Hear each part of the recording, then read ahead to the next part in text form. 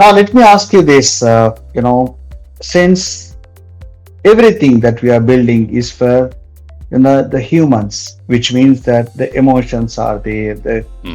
the connection is there, the relationships are there. So if you really look at it, we need to bring in some empathy, whenever we are creating our visualizations or creating some charts and those kind of things. And even when you are doing a storytelling as well, these are the things that we need to consider, because all of these are from the empathy perspective. Okay, so Right. if I may ask you that, since empathy is involved in it, and what kind of color selection should be prioritized? Is there a way that we must use the right colors in order for us to create the right empathy? What Sure. is your view on that? Well, now, empathy, Dr. Ahmad, that is the secret ingredient in the data visualization in your Right. in your cauldron, if you will. Right? How's that for a metaphor? Um, you know, Dr. Ahmad, um, I think that we need to see data through the eyes of our audience, right? Mhm. We need Yeah. to um, we need to feel their frustrations. We need to anticipate their Right. their their Right. questions. We need Right. to address their concerns. And when we get to that point, that is, when we truly understand our audience, Right. we're doing more than simply presenting information, presenting numbers. We are sparking a conversation. We do that with color, right? We're Right. igniting a Right. passion. You need color to do that. It's a great Right. Right. passion of mine. I tell my audiences, I tell my stakeholders, my teammates at work, that I am not satisfied with simply communicating my passion. I'm not going to be Mhm. satisfied with that. Not until I ignite my passion within the hearts and minds of the audience. That takes empathy. That's what we Yeah. that's what we got to do. Right. People will tend to take ownership about something about which they're passionate about. So spark Right. that conversation, ignite that passion, and empathy using color. Empathy is the key to doing it. See, data in and of itself, right, stripped of its context, well, it's nothing but numbers. That's pretty boring, Yeah. right? Yeah. But you take that same data and you infuse it with empathy and you show that with color, well, it becomes a language of the heart. Talking about the head and the heart here, right? Right. Right. Capable of inspiring, persuading, and even I don't know, even provoking. That's what we got to do.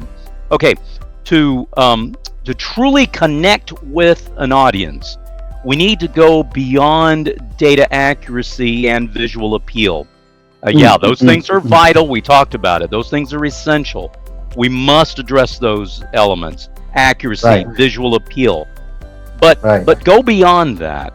Okay, we need to tell that story that simply resonates on an emotional level, and Right. this involves understanding their values, their fears, and whatever aspirations they might have. Now, when we align those data visualizations with those needs, with those desires, we can create some really powerful and lasting impact. That's what it's all Mhm. about, right? So, Right. to your point about the color choice, Dr. Ahmad, when we empathize, we'll be sensitive to the needs of our stakeholders.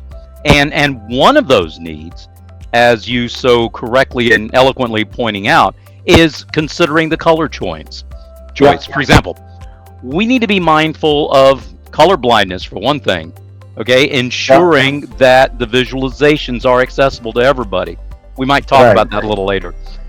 We can leverage color to evoke specific emotions. For instance, Yeah. the color blue is often associated with calmness, right? Yeah. Yeah. Trustworthiness. Yeah. The Yeah. color Yeah. red can communicate danger. Yellow, Mm. that's a fascinating color when it comes to communicating emotions because it often represents happiness, energy, Right. optimism. Right. But at the Right. same time, it can also signify caution or warning, not so much as red, but it can. So Mm. here's my point.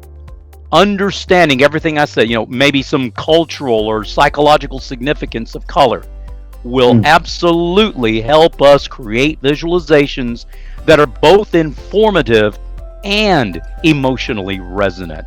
Again, that art and right, science. So, back right. to you, sir.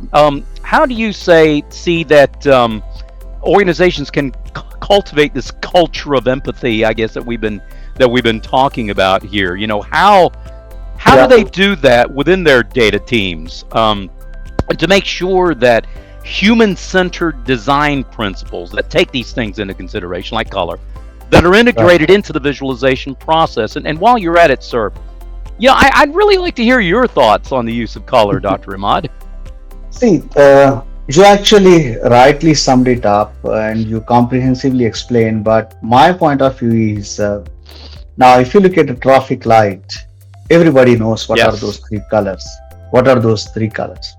If we just switch that maybe red to maybe blue and do an experiment of it, I'm telling you, there will be several accidents. So this goes with the empathy of it. This goes with the science of it. Like you rightly explained, that each color has a science behind that. Why have we chosen a specific colors? Even when you are choosing the logo colors, when you are choosing the graph colors, when you're choosing any of the colors, Right. there is a reason behind that. There is science behind that. Not everybody understands that.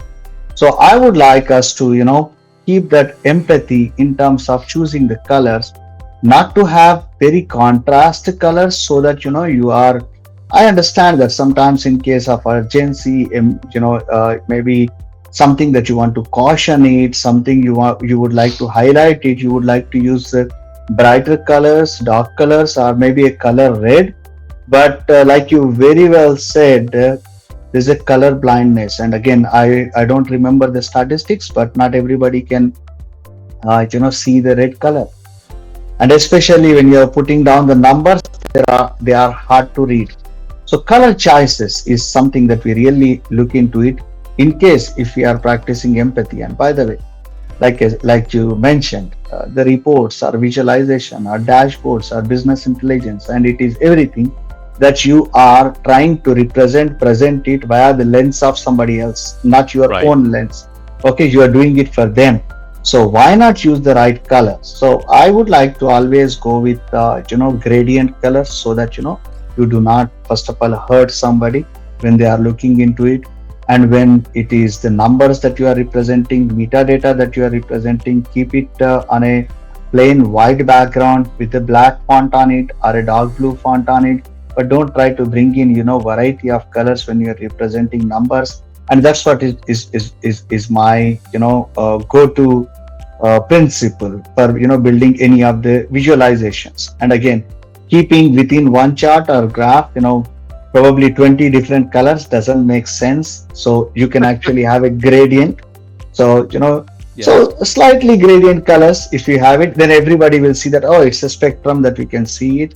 So those are some of the things. But I think if we really want to practice empathy, color choice is important, and that's the bottom line.